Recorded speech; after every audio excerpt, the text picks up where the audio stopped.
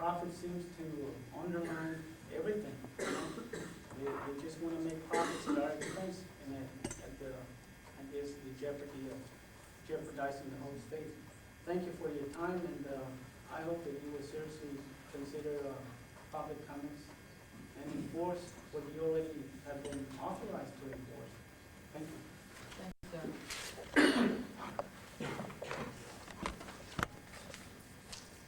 Our next commenter is Dan Nicolai.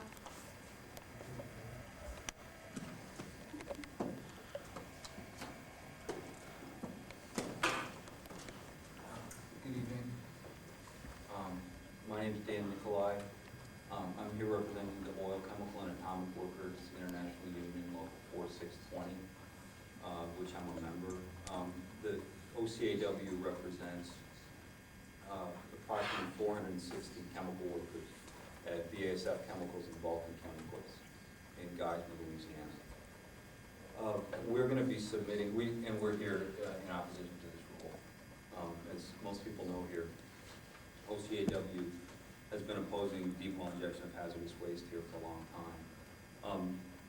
And we're going to be submitting written comments, but I just wanted to basically sort of come here to support and second what other people have said this evening. We pretty much agree with it.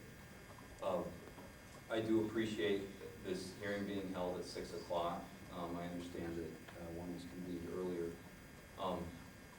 but I wasn't available to come this afternoon, which I'm usually not on weekday afternoons, and I know there's other people that weren't, so I appreciate y'all having this in the evening. I just wanted to quickly touch on a couple of points which we're very concerned about having to do with this rule. One has to do with whether or not DEQ or what DEQ is considering in proposing this rule. We were very concerned to see that one of the emergency rules, was it emergency variances that Mr. Gibbons signed leading up to this, made reference to the DEQ's concern that jobs were going to be lost at some of these facilities, at Rubicon, Cytec, or DuPont, if they couldn't inject. And that raises some questions for us. We're a union, so we're concerned with jobs of our members and everybody else that's working in the chemical industry here in the state. We oppose deep well injection because we don't think it's a sustainable technology environmentally, and we don't want our members' livelihoods and the future of their families based on something which is damaging to the environment. And most other places have basically phased out. So we were real concerned to see that the DEQ is now considering economic impact rather than just the law, if that's what they're doing. We're also concerned because it's not true that if you can't deep well inject, you can't employ people. Shell and Norco said that for a long time, and then they looked a little harder and found some other technologies that they could use to get rid of their waste, and they stopped injecting and actually created some jobs and didn't shut down their facility as some had predicted. And we feel like the case would be the same with the companies that are pushing this rule here today. The other point I just wanted to raise is, although I'm glad you're having the hearing this evening, I'm not at all happy to be here. We've been to many, many hearings over the years, speaking in opposition to deep well injection. We hear a lot in this campaign. We're hearing a lot about waste and fraud in government agencies and unnecessary regulation and all that. It's my understanding that the Congress has spoken on this. The EPA has written rules on this, and our state legislature has made a law, and that we have a land ban. So I'm at a loss to understand why we have to keep coming back again and again to, and I don't know if you're a decision maker. No. Are you? Okay. Which is unfortunately, I would like to be addressing this as somebody, a decision maker. Well, they will see your comment. Okay. But we don't understand why this has to continue. I talked with a number of people about this hearing and the importance of it, and some of them are here tonight.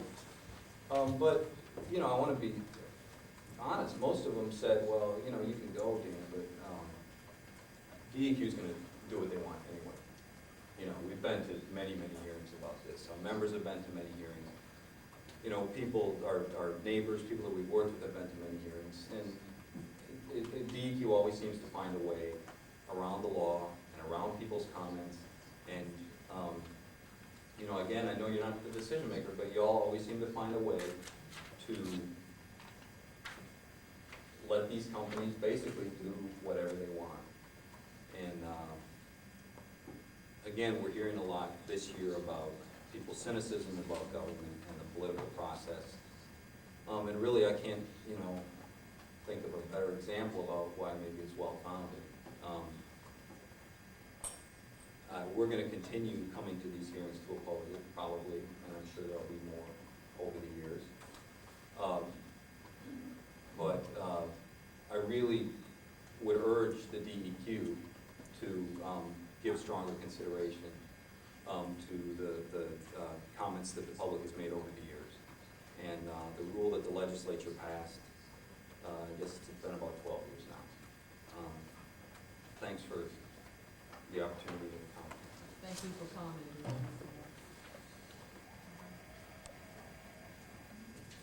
Our next commenter is Jay Vincent.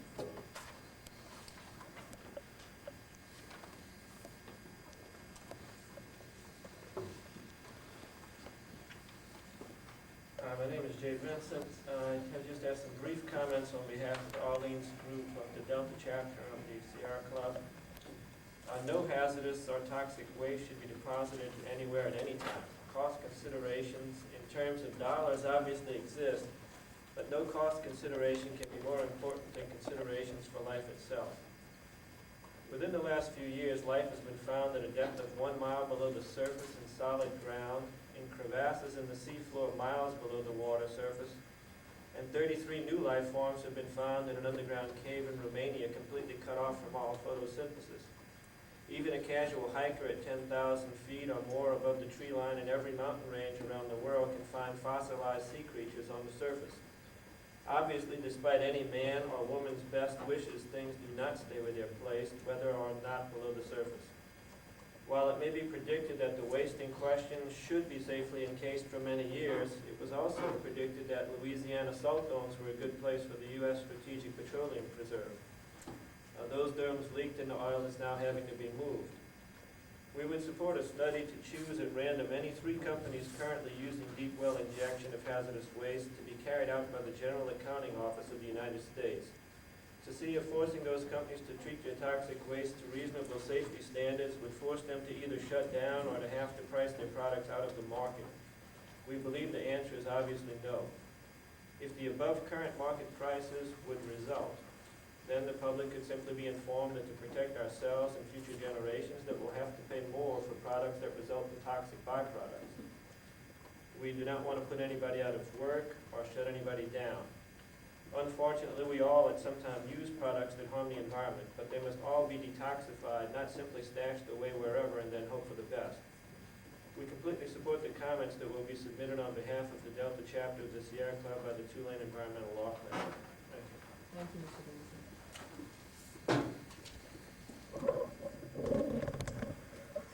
Our next commenter is Sam Thanks. Thomas, I'm sorry.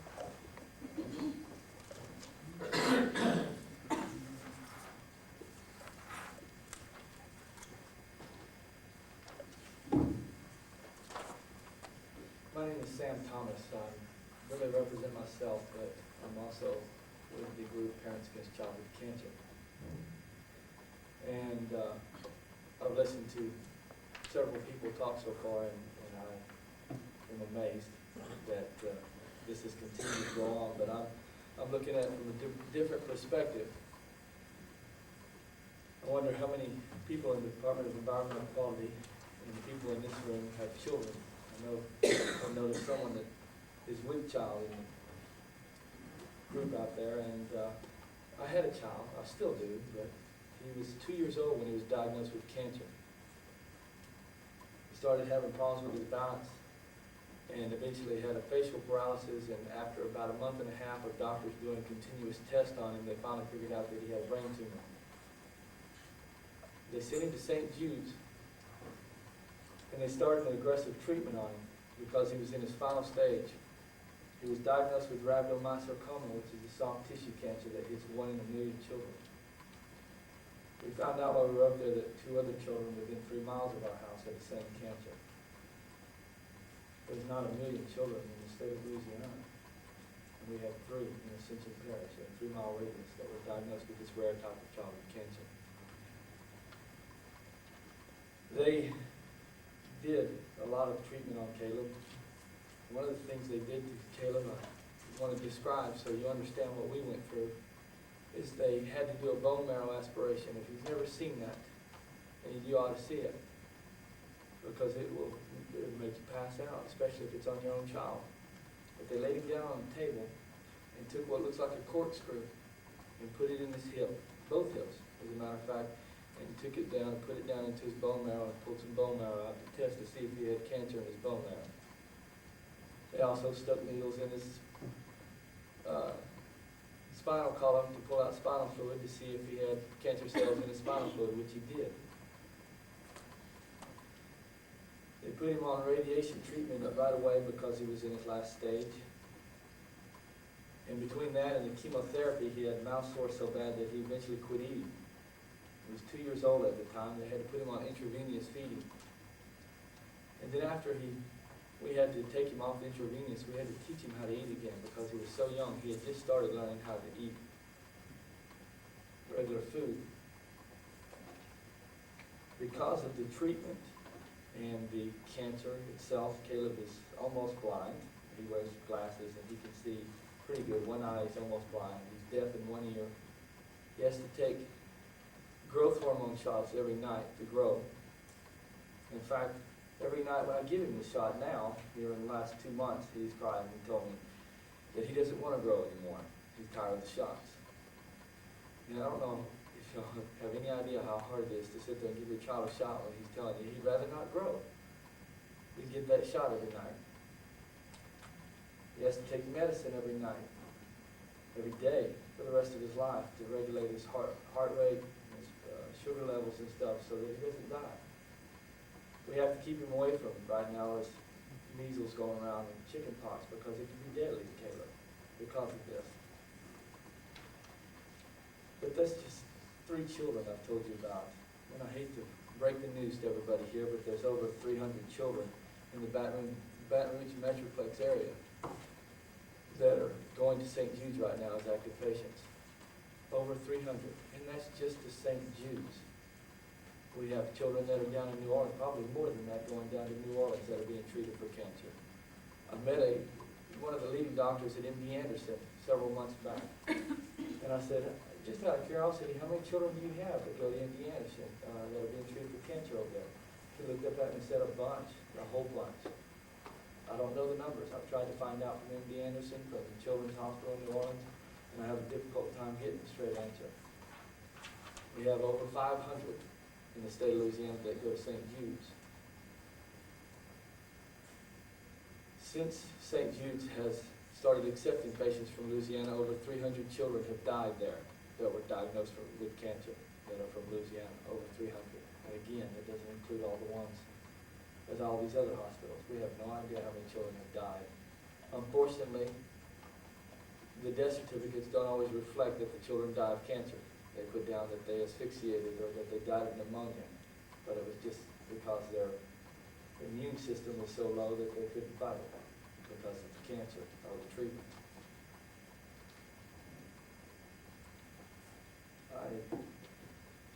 It really bothers me. I wonder if we have a conscience in the state, if the Department of Environmental Quality has a conscience. I'm pretty sure about industry. More than 50 cases a year now are going to St. Jude's from Louisiana.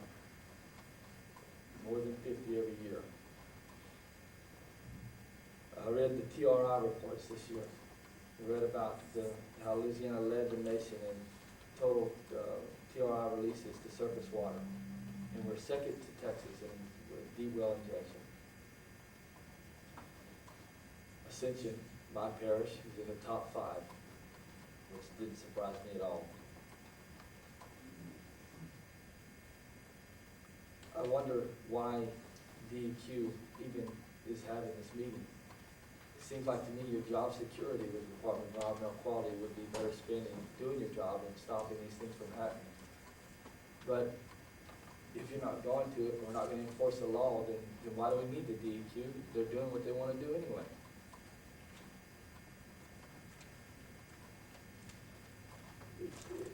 For the media and just all the way around, it's very obvious DEQ and industry seem to be working together, or buddy-buddy, I should say. The evidence with the deep well injections is there.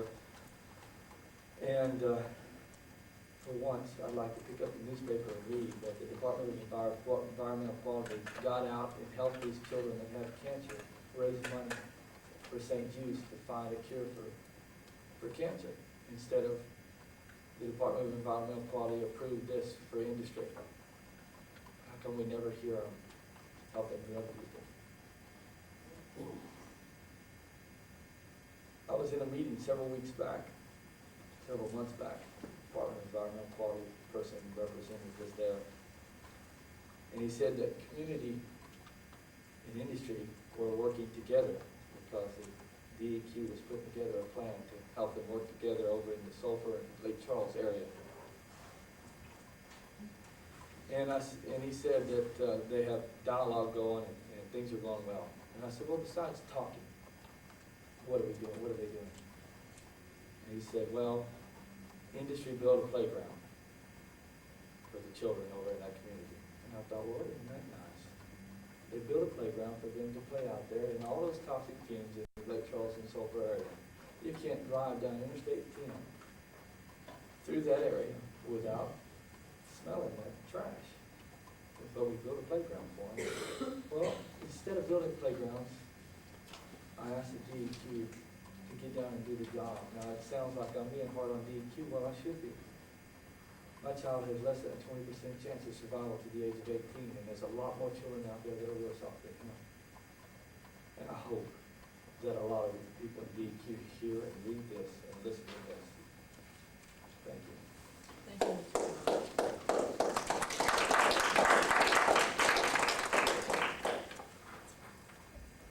Our next commenter is Audrey Evans.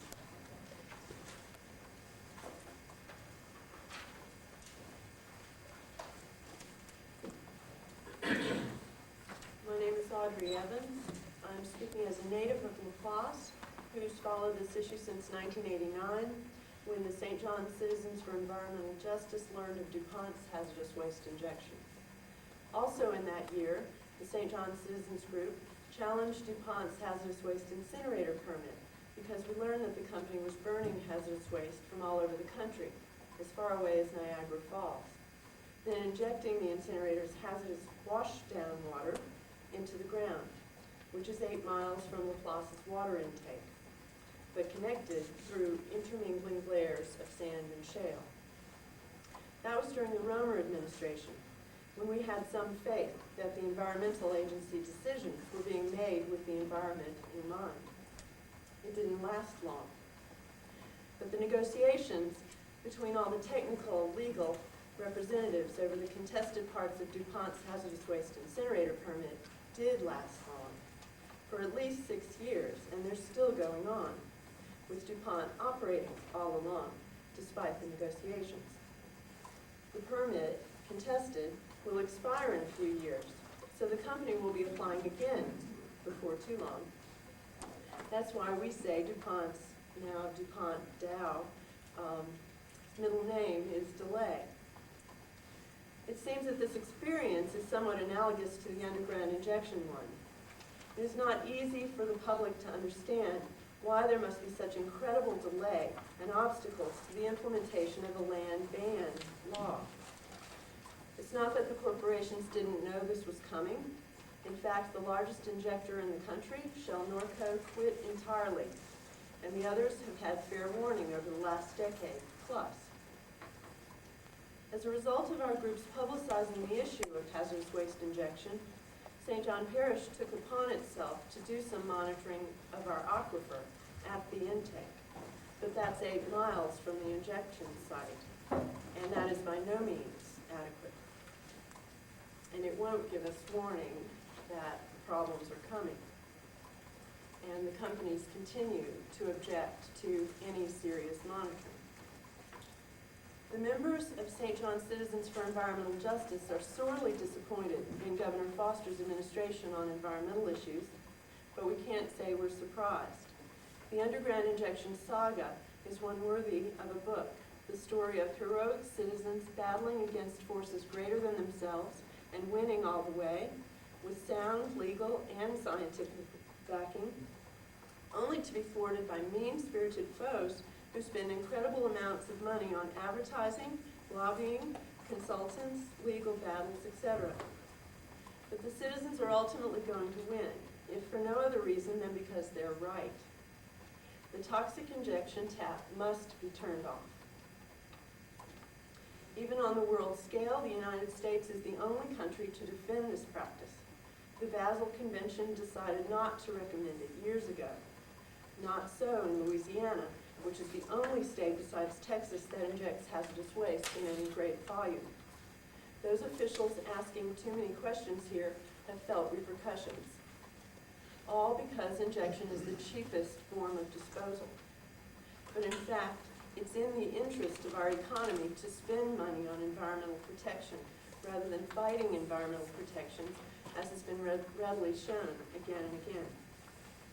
The St. John Citizens for Environmental Justice challenge DuPont again, and DEQ now, to truly implement zero discharge of pollutants to our waters, because it is now unquestionably possible and none too soon. Thank you.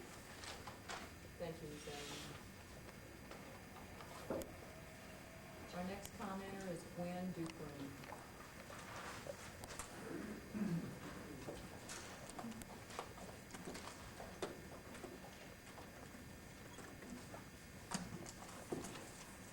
My name is Gwen Dupin, and I'm representing the St. Charles Environmental Coalition, Iowa Citizens Action Committee, and I'm a board member of the Louisiana Coalition for Tax Justice. All of the groups that I've listed are very concerned about underground injection of hazardous waste, particularly because SciTech, the former American cyanide, is in our area, injecting more hazardous waste than anyone else in the country, or we believe the world. SciTech has been very aggressive in the past in defending the practice of underground injection of hazardous waste. The company showed a hazardous waste, The company showed a film a few years ago at a citizens conference showing how workers walking across the screen would simply disappear if hazardous waste injection were halted. Well, 6 years later, Shell Norco has completely quit injecting, and it hasn't laid off a single worker. In fact, Shell is making money from selling the waste it previously dumped underground. SciTech can do better, as can DEQ in reducing the toxic contamination threat to our water and land. We urge state leaders to rethink their proposal before it's too late. And on the island of Bygauche, where I live, we've suffered too much already from radioactive contaminated water, which have very negative effects on the fishing industry that we're depending on for generations. Thank you. Thank you, ma'am.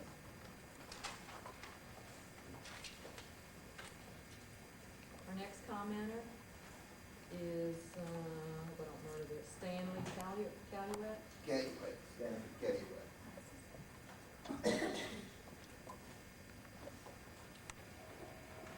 Stanford K. Williams from St. Charles Parish, speaking on behalf of the citizens of Louisiana, and not on behalf of DEQ and the politicians that's decided to ruin the state.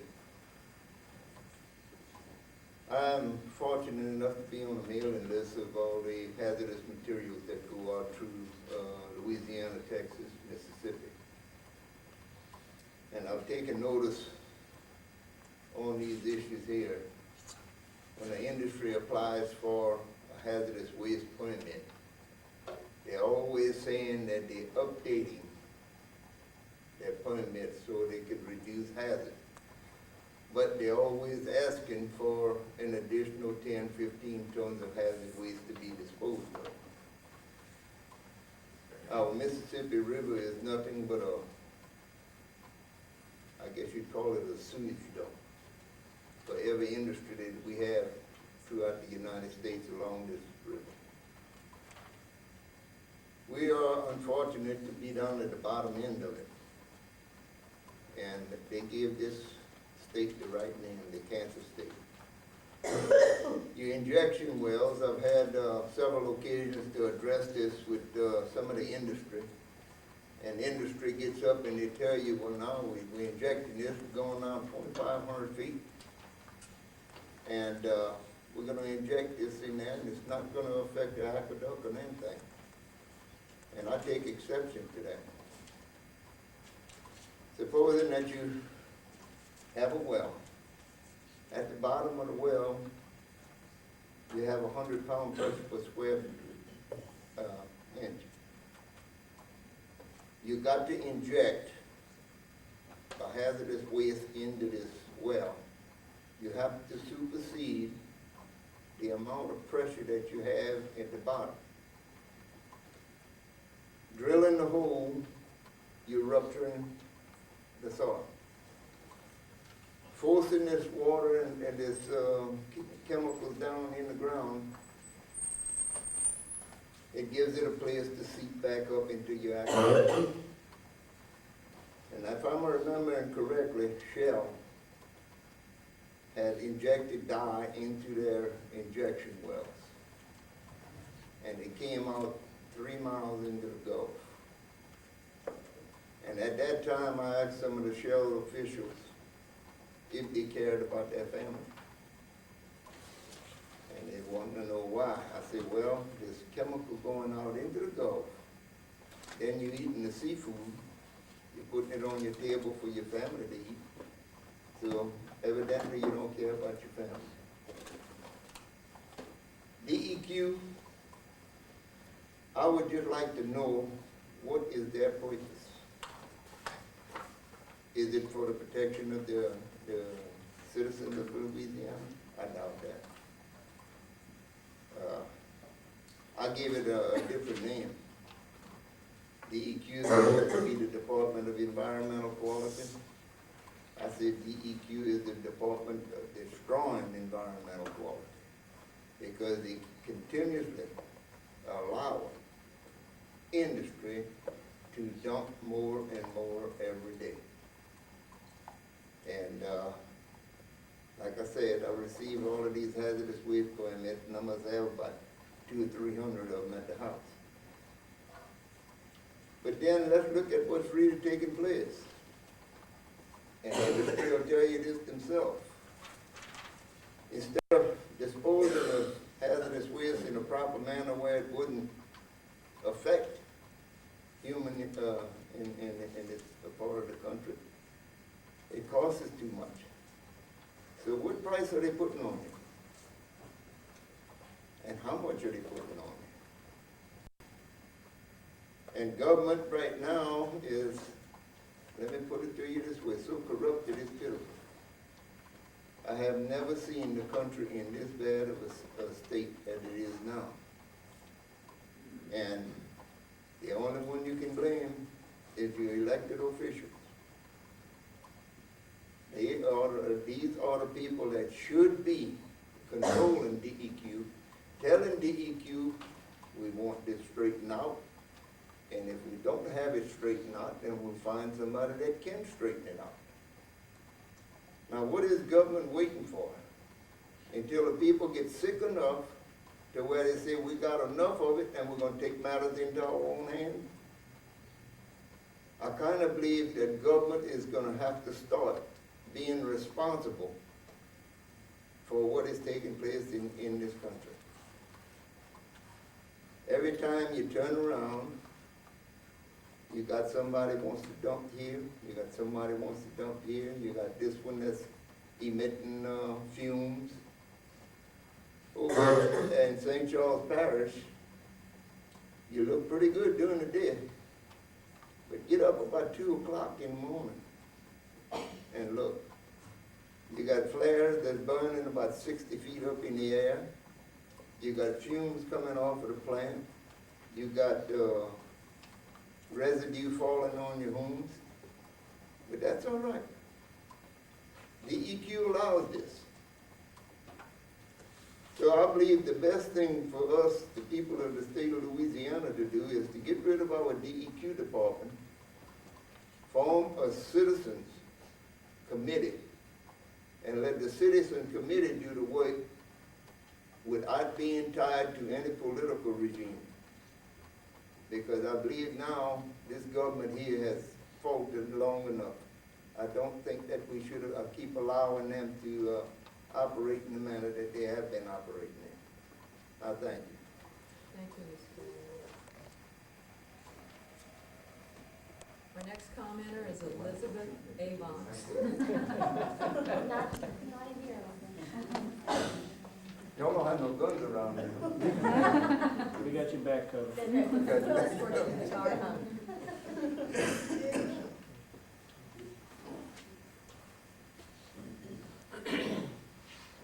My name is Elizabeth Avon, and I'm co-leader of Alliance Against Waste in Action to Restore the Environment, better known as AWARE. The group is based in Iberville Parish, also the home of Rollins Environmental Services Commercial Injection Well. The information submitted to DEQ today is not new. Comments and written correspondence have been submitted repeatedly to the Environmental Protection Agency, the Louisiana Department of Natural Resources, and the Louisiana Department of Environmental Quality by numerous groups and individuals. However, deep well injection of hazardous waste is still occurring in spite of technical evidence against that form of waste disposal and citizens protest at every opportunity.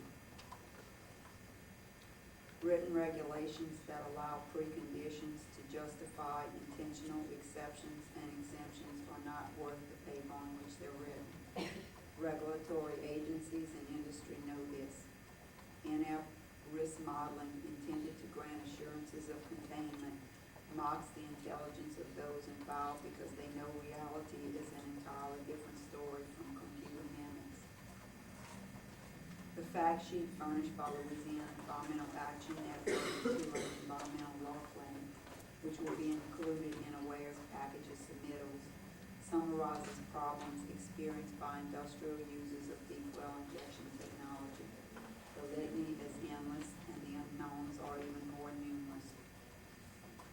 AWARE wants to ditto those concerns and restate the following. Any upward movement of injected fluids that escape the confining zone threatening the drinking water aquifer, pressure buildup, waste plume extent and possible mobility, volatile, toxic, explosive, or dangerous situations occurring below ground, blending of incompatible waste streams. The misconception today is when it was revealed in 1989, and it demonstrates the misnomer of the 10,000-year no migration petitions. However, that fact, along with statements from technical experts and residents, were not substantial enough to garner capacity limits equal to the amount being accepted at that time.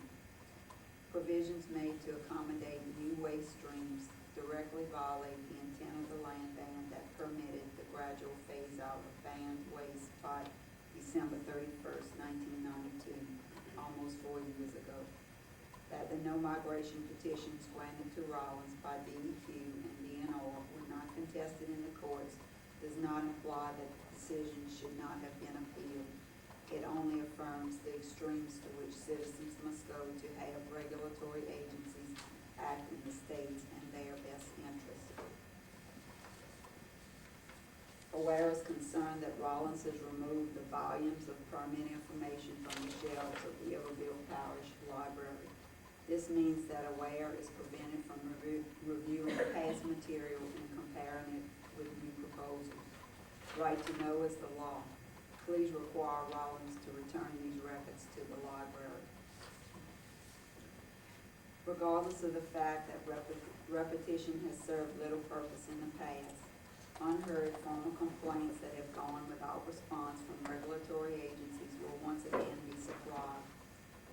Aware refuses to be silenced on this issue.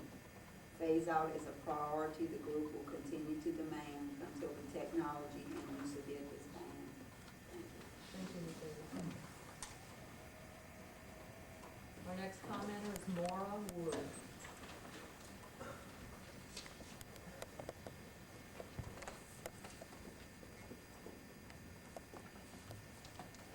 My name is Maura Wood. I'm here as the legislative chair of the Delta chapter of the Sierra Club. I still hopefully believe that the role of DEQ is to protect the public and the environment. In Act 803, which became revised statute 30:2193, the legislature stated that Louisiana is particularly ill-suited both hydrologically and climatically to hazardous waste land disposal methods. And past land disposal methods, siting criteria, and maintenance procedures have, despite the degree of stringency, been inadequate to ensure the health of the citizens of the state. Recently, a group of citizens calling themselves the Industry Task Force Advisory Group on Unnecessary Rules and Regulations in State Government was convened by Senator Craig Romero. This claims to be an unofficial group of citizens who are looking into streamlining government and reducing unnecessary reporting. However, the roster of this group includes a who's who of industry in the Baton Rouge area and up and down the river. It also includes Senator Craig Romero and Senator Mike Robichaux of the Senate Natural Resources Committee. It also includes Secretary Dale Gibbons of the Department of Environmental Quality and Secretary Jack Caldwell of DNR. One of this group has stated in a letter from Mike Lyons of the Louisiana Mid-Continent Oil and Gas Association to Senator Craig Romero that working with your staff, we have developed the attached matrix of suggestions for review by the full committee. And they have identified 155 rules, regulations, and reporting requirements which they would like revised, repealed, changed, or as they call it on their matrix, fixed. One of these 155 items that are targeted is a repeal or revision of Act 803, the land ban legislation, which bans the land disposal of hazardous waste in Louisiana. Now, this group, this advisory group, calling themselves an unofficial group of citizens, gives the appearance of industry and government being in cahoots, going far beyond the streamlining of reporting to more of a decrease in protection to the citizens of Louisiana. What we need, and it's also clear from this letter, that they are using state resources, legislative staff, taxpayer resources to pursue this line of inquiry. What we need is a task force on the implementation and enforcement of necessary rules and regulations to the protection of the public of Louisiana. And if we had such a task force and we had legislative resources, taxpayer resources, as this group has that is looking to reduce regulation, I imagine we would be looking into some different things than what they might be looking into. One of the first rules, which may come up for enforcement would be the enforcement of the ban on deep well injection of hazardous waste. At best, this practice is an unknown quantity, that substances that are being injected may be toxic for thousands of years. The movement of the plume of waste cannot be absolutely determined over the length of time that the materials will remain toxic. The many avenues and corridors of movement that may exist cannot be entirely known, and the very sinking of wells to test where the waste is at a particular moment would provide another conduit for the waste to move to a drinking water aquifer or some other place where we really don't want it. The legislation that bans the land disposal of hazardous waste states, first of all, that by January 1st, 1986, the Secretary of the Department of Environmental Quality was to determine what economically and technically feasible and environmentally sound alternatives are available to the land disposal of hazardous waste. Prior to 1992, the Secretary could, upon showing that no other reasonable alternative exists, permit the injection of hazardous waste in an injection well. But the burden of proof shall rest with the generators of such hazardous waste that they cannot meet the requirements for alternatives. Effective 1992, the land disposal of hazardous waste shall be prohibited. Several reasons for exemptions are listed in the legislation. One of these states that in the event of an exemption, the land disposal of the hazardous waste does not and will not endanger public health or the environment. I really don't feel that for the length of time that we're talking about with deep well injection, that DEQ can guarantee that this practice does not and will not endanger the public health. We may not be here in 1,000 years, but someone will be here who will probably care. DEQ needs to fulfill their mandate from the legislature and the public, the people of Louisiana, and by enforcing the ban on the deep well injection of hazardous waste. We also call on Secretary Dale Givens to stop looking for unnecessary rules and regulations and start looking for necessary rules that need to be enforced to protect the people of Louisiana. Thank you.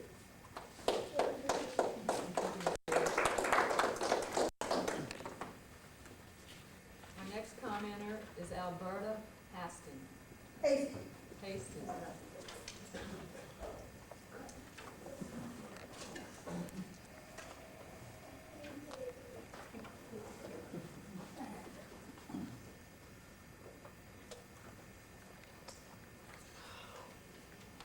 Good evening. My name is Alberta Hastings. I'm a concerned citizen, and I'm affiliated with many boards. But the board that I'm interested in tonight is the environmental board. I'm a school board member of Hifferville Parish, District N. I have problems in our community of Hifferville Parish. My question is to DEQ is to follow up. And why did they dispose or fail to go with the land ban? I want to know for what reason. In our community, our children are extinct. They have serious behavior problems. Their hair is falling out. So I wanted to know why. I visited Bayou Sore, where there was an injected well out there. These kids live in deplorable homes. Well, the drinking water is greasy, green, and very ugly. So naturally, I called my friends at DEQ. Tell them to come out and see what is going on. I called, they came, they looked. They sent me a letter and stated that everything was wonderfully well. 2 weeks later, a little boy died of cancer. That made me get concerned because I wanted to know what had happened. The family is not educated enough to read or write. They don't understand that it's a well in their backyard. And when it rains, the sewage come up, the house stink, and they don't know why. The air smells bad, the food they eat is bad, and they don't understand. And we are asking DEQ constantly to come out, and they do. They come out, as nice as they are. And they look, and they come back and tell us everything is fine. Still, it's another child with a behavior problem, have did something terrible into the community, and nobody will understand why they acting the way they acting. But if you want to be on a high, you go out to buy your salt, and you can get on a natural high. You see, because the smell is terrible. I want to know why the DEQ did not propose the rule that they had. Why they're not following up on it. Why they don't communicate with the people. I enjoy these public hearings, and I want to come back to more. Because we need to have more. We need to communicate. We need to let you know what's going on. And you tell us what's going on. Because if you don't, who will? And if we don't keep up with you, who will? So, I'm finished talking as shy as I am. And you all have a nice day. Thank you very much.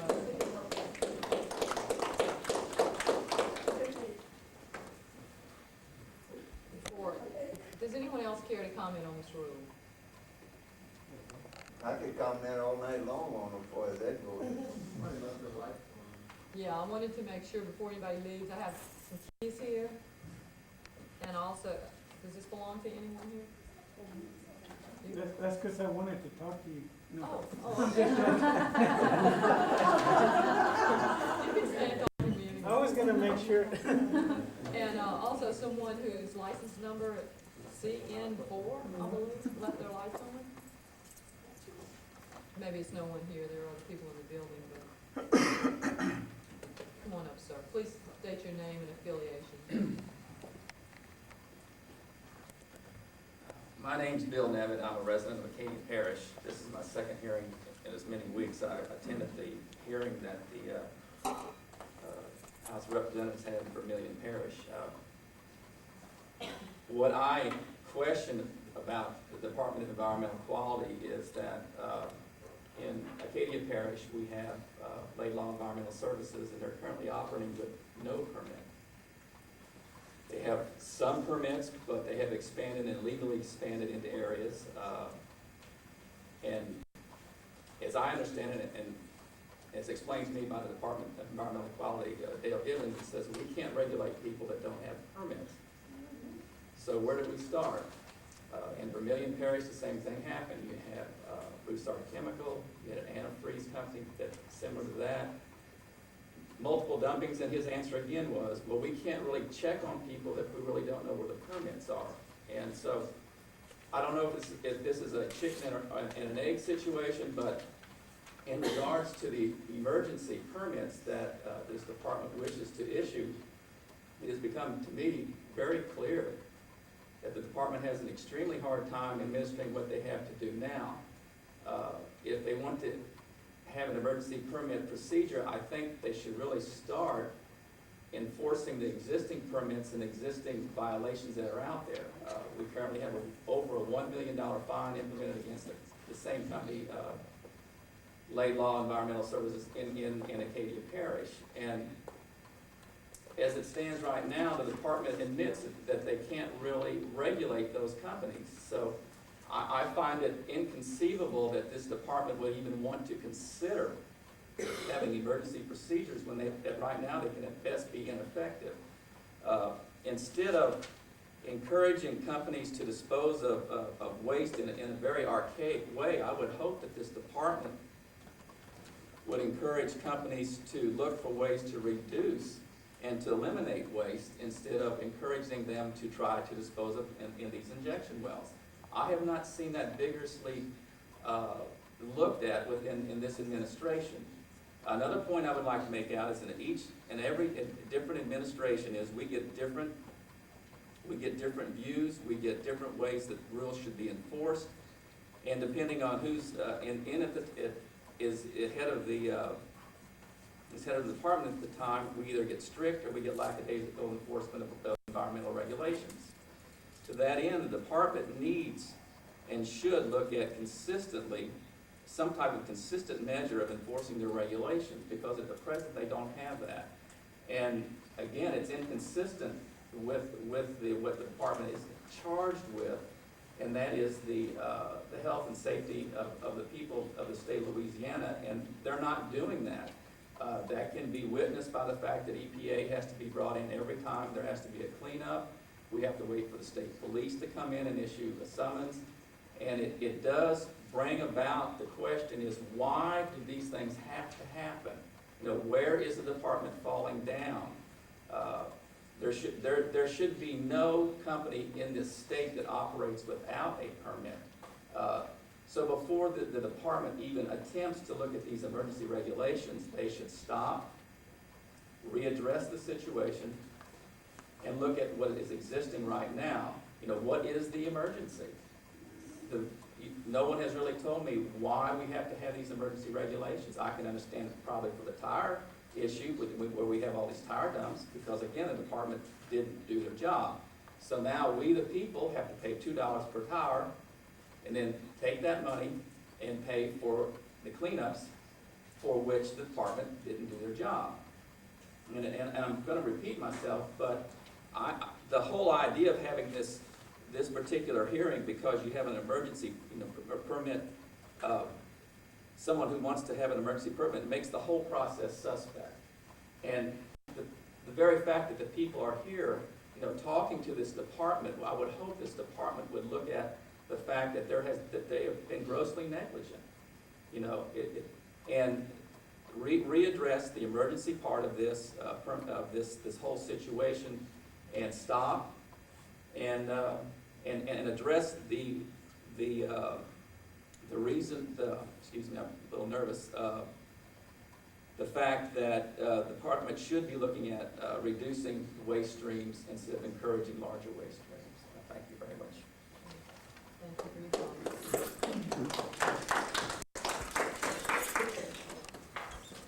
Yes, sir. This gentleman here has, Excuse me, sir. Could you state your name? Stanley Cayley. This gentleman here has touched on a situation that's been plaguing the country for a long time now. Is the disposal of tires. We pay DEQ $2 to get rid of them. I know the best way to get rid of these tires. There's a company in Canada that recycles tires, but it costs us a little bit money for the politicians in Louisiana to set it up. So my suggestion to the people of Louisiana would be this. Load your tires up in your truck. Go over to the Jimmy Swaggart building where DEQ is housed and dump your tires over there, and then see how many news media you could have over there. It is getting to be an eyesore, especially in St. Charles Parish when you're traveling along Highway 90. And you look out in the swamps and you see mounds of tires over there. I don't know, maybe they're trying to recycle them over there, I don't know. I have an 800 number to Washington with the EPA. The last time I called them, this one fella told me, he said, Dan, you ought to stop complaining. We're trying to do the best we can. But I've never seen nothing they done yet. So, I mean, I imagine you're getting the impression I'm very critical of government. Maybe I am. But you as a young lady, can you tell me the most corrupt president we ever had in the United States? George Washington. They're still using him to buy out the politicians.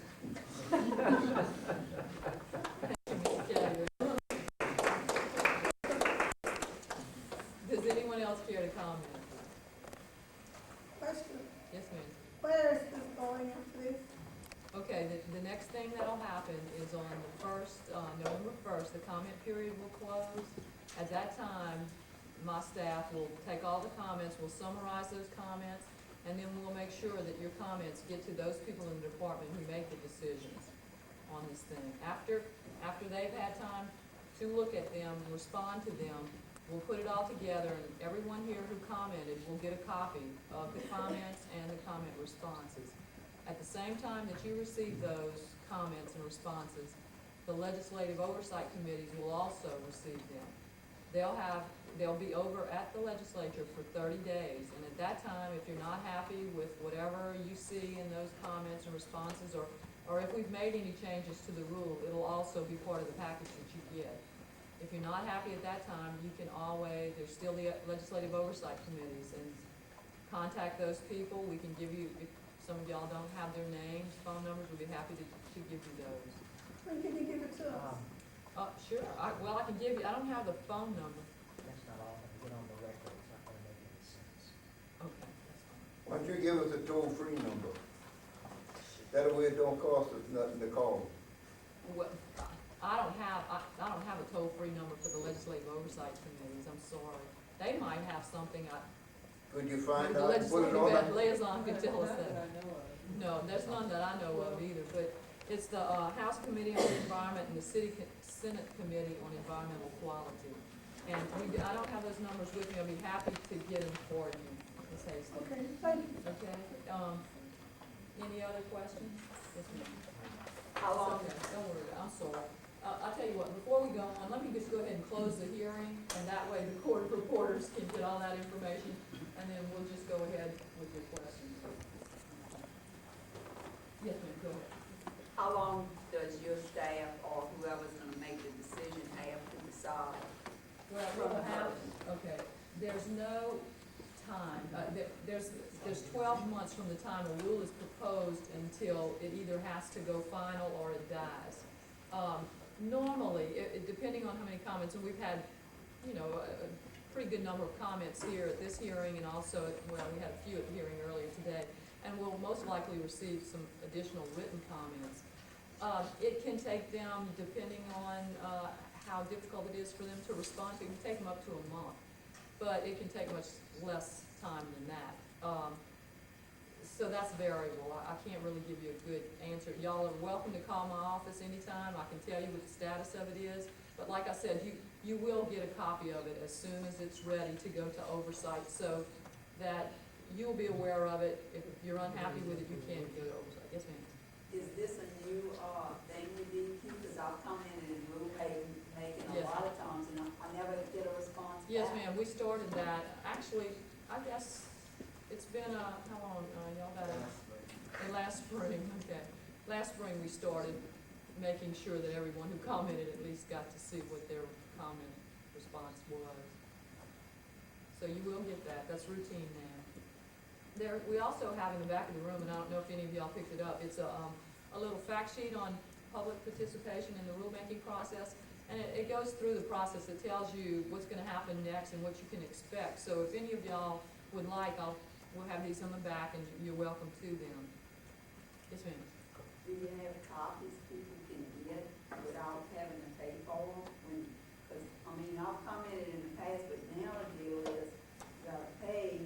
And so how effective can you be when you're limited and you can't pay for those kind of copies? Pay for copies of what, ma'am? Of the rule? Of the rule? In the past, I got them for free because we were, whatever you call it. A nonprofit. Nonprofit. Yeah, and I'll be honest with you, I'd love to give it to you if it was up to me, but, and y'all can add that to your comments that you'd like to see it for free, but the way the law reads now is that we have to charge for everything that we give away, and so, except if, in the case of the comments and comment responses, the law says we will provide you that, so that's why we just, we do that. How big is the one that's gonna provide consistency across the different divisions? How many pages is that? Some kind of rule, I just glanced at it, but I got it in the last week or so, that's gonna provide consistency with how the different divisions at DEQ operate is regarding. I'm not sure I'm understanding. You said, is there a new rule, Steve? Rulemaking petitions for that? Uh, Why don't you close I did close.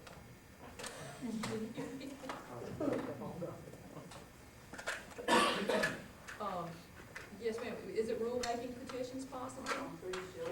Okay, well, that's something, and what's your question about it? Would it, well, Like, how thick is it, how much is it? oh, it's just a couple of pages, the rule itself is just a couple of pages. And you're welcome to look at it also, and then it's published in the Louisiana Register, so, you know, if you subscribe to that, at the library, Does this rule apply to everyone, even the politicians? supposed to, I guess. I know they exempt from everything that goes on, you know. Yes, ma'am. So does that mean you're selling what should be public information? Correct. Like I said, I know, you're probably unhappy with that, there's nothing I can do about that. I wanna know, can we have a public hearing on that? You can certainly ask for one. Okay, then I would like for one to be, so we can try to get our freedoms. Well, why don't you, I'll tell you what, if you want to do that, send a letter to the department asking them to do that. What department? Department of Environmental Quality, Okay, they'll give it to you. okay. What kind of qualifications you have to be a public hearing officer? And what kind